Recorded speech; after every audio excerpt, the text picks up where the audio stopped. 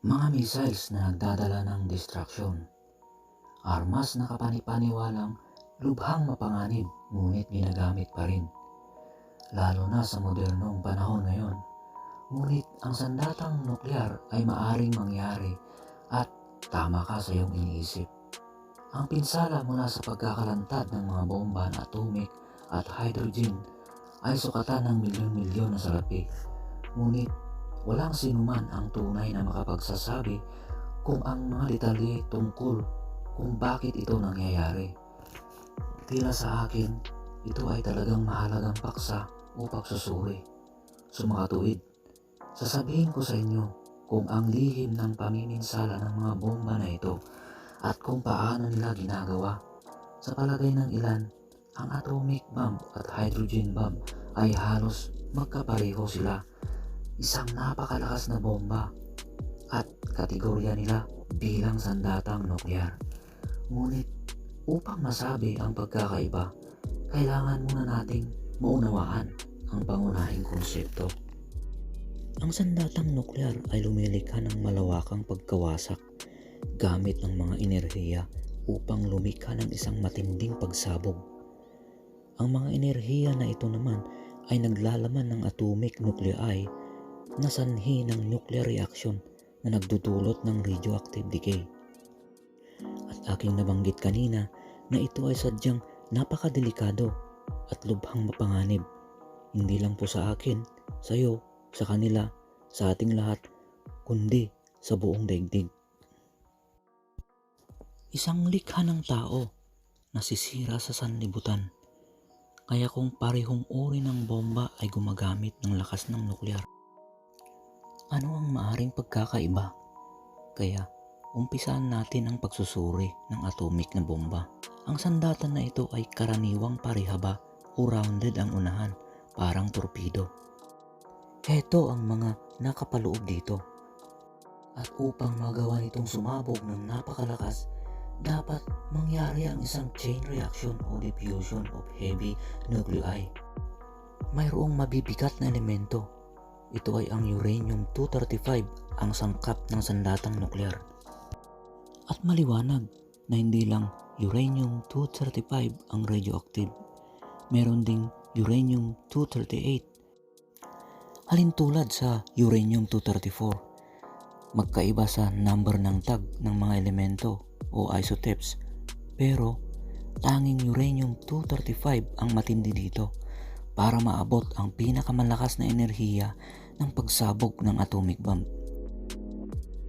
Ang nilalaman ng isotope 235 na uranium ay aabot ng 80%. At base sa sangkap ng nuclear weapons na uranium, pero ito rin ay gamit sa pagproseso din ng plutonium bomb at nakabase sa isotope 239, pero ito ay mas mahirap na hanapin, kaya ang ibig sabihin nito ay ginagawang artificial para mabuo. At ito naman ang paraan kung paano ilunsad ang armas na ito. At para magawang sumabog, matawag natin na mass. Ito ang official na material na nasa isang bahagi na tinatawag din na critical mass. At kapag nadikit o nahalo sa nuclear decay, at ito ang naglalabas ng enerhiya sanhi ng napakalakas na pagsabog. Hindi lang isa, kundi 4 hanggang 5 na critical masses of matter, kaya matindi. At ang una dito ay ang tinatawag na implosive. Isipin nyo guys, ang nuclear bomb, example sa maliit na bola, at nandun sa loob ang kumpletong sangkap ng bomba at iyong ibinato. Yung impact kapag tumama sa matigas na bagay, sanhi upang magkaroon ng pagliyab sa gilid o critical mass. At para maabot nito ang napakalakas na pagsabog, kapag maayos na nalantad ang puwang sa loob ng bomba, ay nagsisimulang lumiliit patungo sa gitna ng shockwave. Ang density ng uranium o plutonium sa loob ay tataas at dito kukuha ng isang napakalakas na pagsabog ng nuklear. Pupunta naman tayo sa hydrogen bomb. Ang explosion device na ito ay naglalabas ng enerhiya sa pamamagitan ng thermonuclear fusion. At ito ay may napakabilis na reaksyon ng explosive. At nakapaloob dito ang mga elemento tulad ng deuterium at tritium at iba pang pangunahing sangkap na lithium hydride. Ngunit ang mga sangkap ng bomba na ito ay hindi gagana kung ito lang, kaya meron pa tayong kailangan.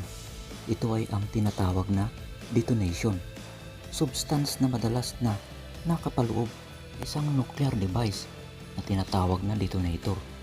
Kung ang aktibong enerhiya ay inirelease at na-trigger, ang thermonuclear reaction sa loob ng bombang hydrogen ay asahan natin ang walang hanggang lakas. At kung merong magnanais lumikha ng napakalakas na bomba na simpleng gugunaw sa mundo, hindi naman siguro maglalaro sa isip ni naman ang bagay na ito, di ba? Pero sa pamamagitan ng higit pa sa kapangyarihang sa kaso ng armas na nuklear ay sinusukat sa TNT equivalent. Bakit ang TNT ay isang explosive at lingid sa kaalaman ng marami at kailangan nating maunawaan ang puwersa ng pagsabog ng nuklear. Sa konting sangkap ng TNT ay naglalabas ng parehong enerhiya na madalas na sinasabing kilotons at megatons. Meron akong halimbawa sa iba't ibang bomba at uumpisan natin sa Tsar bomba.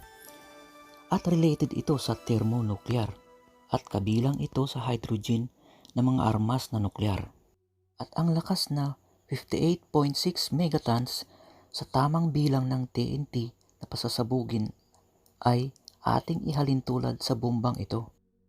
Ang mga sikat noon na pinangalanang Little Boy at Fat Man, at ito ang kauna-unahang bomba na ibinagsak sa siyudad ng Hiroshima, Japan noong 1945. Sa kapasidad ng 13 to 18 kilotons ng TNT at pangalawang bomba ay sa siyudad ng Nagasaki. 3 araw na pagitan mula nung ibinagsak ang unang bomba sa Japan. At ito ay may kapasidad na 21 kilotons at ang naging kahinatnan sa pag-atake ay hindi gaanong lubha. Una sa lahat, mayroong kaguluhan at pagkawasak sanhi ng shockwave. Ngunit mayroon ding isang bagay na hindi nakikita ng mga mata at imposibleng maramdaman agad o marinig. Ito ay ang radiation. Ito ang pangunahing sanhi o resulta ng pagsabog ng nuclear weapon. At sa pagsabog ng bomba ay may 3 pangunahing uri o klase ng radiation. Ito ay ang alpha, beta at gamma. At wala tayong magagawa kung ang lugar ng pagsabog ng bombang nuklear ay nakontamina ng radiation. Ang alpha radiation ay hindi gaanong nakakaapekto sa tao basta nakadamit ng maayos at walang balat na naka-expose dito. At protektado rin dapat ang ating mucous membrane ay ligtas ka na dito. Ang beta radiation naman ay mas malakas. Dapat dito ay balot na balot ka at hindi mo maaring lapitan ng mga 10 metro mula sa pinagmulan ng radiation. Kabilang sa kahinatnan, ang radiation ay nakakasunog at sanhi ito ng katarata. Samantalang ang gamma radiation naman ay matindi, kaya di ka lang balot na balot parang suman dito. Kailangan mo ring magtago at napakakapal na konkreto o underground shelter na malayo sa pinagsabugan ng bombang nuklear. Ang lakas ng pagsabog ng nuklear ay literal na sanhi ng katawan ng pagkasira. Kahinatnan ay ang radiation disease o cancer. Sa ngayon, 9 na bansa ang mayroong sandatang nuklear at tiniploy upang mabuo o gumawa. At sumatotal, ang sinumang maglunsad sa mga bansang ito ng kanilang nuclear arsenal ay maaring kaya nitong sirain ang buong mundo. Mayroong 15,000 nuclear warhead sa mundo at bawat isa-isa ay may iba't ibang puwersa, lakas at uri. Halimbawa, ang bawat 15,000 ay may kapasidad ng 500 kilotons kada nuclear na bomba at ating pagkahaluin, ito ay magiging super bomb na may kapasidad na 7,500 megatons. Alam nyo ba, ang higit pa sa aking iniisip, ang lakas ng puwersa ng pagsabog na ito ay 13,000 times na halintulad sa pagbagsak ng isang asteroid o Chicxulub. Alam nyo na po ba ang magiging kahinatnan nito? Sa 13,000 times of megatons ay walang nuklear na armas ang pwedeng ihalin tulad dito. Bigan, alam kong takot ang nasa isip mo sa mga oras na ito. Pero alam naman natin ito, halos lahat ng sangkatauhan ay salungat dito sa mga armas na nuklear. Pero nasa atin pa rin ang takot dahil sa banta ng nuklear na digmaan sa hinaharap. At mabuti na rin na alam natin ang epekto ng armas na ito. Kaya huwag mong kalimutang mag-thumbs up at i-click mo na rin yung notification bell para sa mga susunod pa nating videong ilalabas. At mag-subscribe ka na rin sa aking channel. Kaya guys, paalam!